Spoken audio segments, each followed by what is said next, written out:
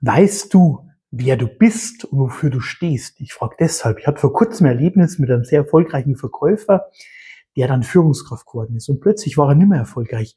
Plötzlich hat er am Anfang Riesenprobleme mit seinem Team gehabt, mit seinen Mitarbeitern. Da haben wir uns die Ursachen angeschaut. Dann sind wir sehr schnell draufgekommen.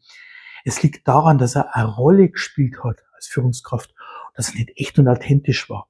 Er wusste nicht, wer er ist und wofür er steht. Und seit er das weiß und seine Mitarbeiter das wissen, ist ein unglaublich starkes Vertrauensverhältnis entstanden. Vertrauen, Akzeptanz, Identifikation, Einsatzbereitschaft und Leidenschaft aller Beteiligten. Wenn du das für dich erreichen willst als Führungskraft oder auch als Verkäufer und für dein Team, dann melde dich. Denn ich bin davon überzeugt, bin gespannt, wie ihr das seht, Potenzial kannst du nur ausspielen, wenn du echt und authentisch bist. Ich freue mich auf euch. Bis dann.